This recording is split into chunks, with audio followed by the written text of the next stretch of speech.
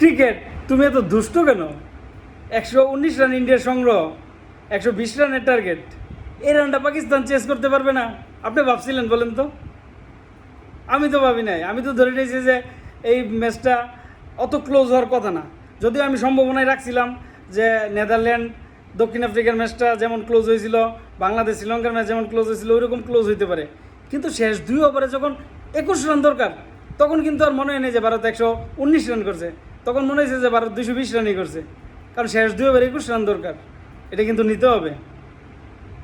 আর শেষ 2 ওভারে যখন বাকি রইল, তখন মনে হইতেছিল যে 19তম ওভারটা কারে দিব।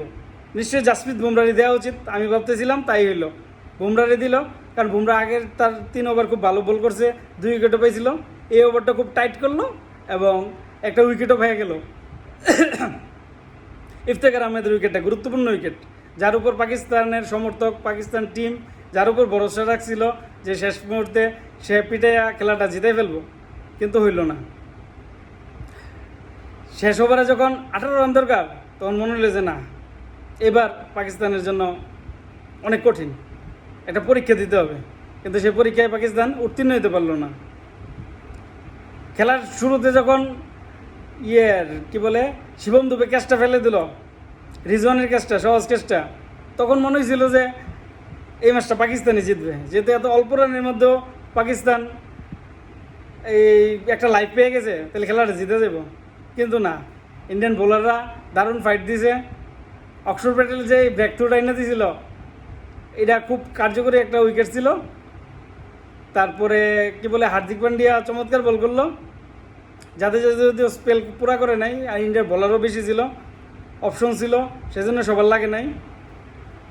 কিন্তু সত্যি মানে কিছু কিছু ম্যাচ এমন হয় যে আপনি চিন্তা করবেন একরকম, হয়ে যাবে আরেক রকম। যেটা হইলো আজকে 119 রান, 120 রানের মামুলি টার্গেট, কিন্তু ম্যাচটা পাকিস্তান জিততে পারলো না।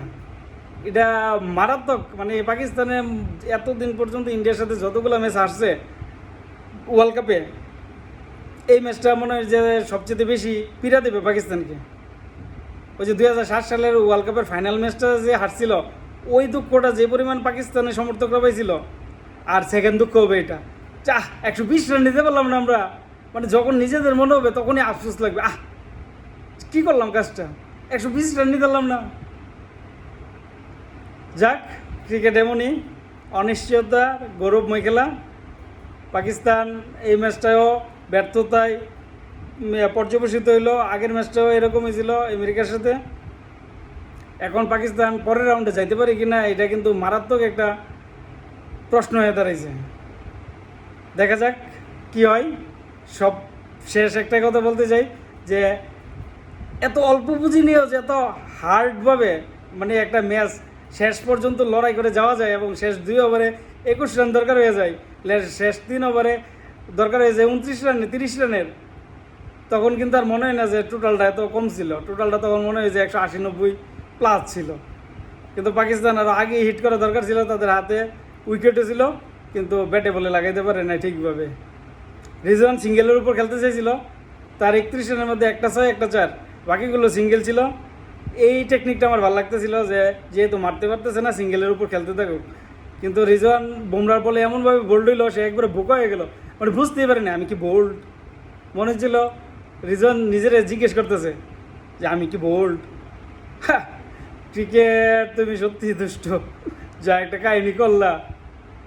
তবে শেষ পর্যন্ত রাত্রে ওটা সজাগ থাকাটা সার্থক হয়েছে, যে সুন্দর একটা ম্যাচ দেখতে পারছি।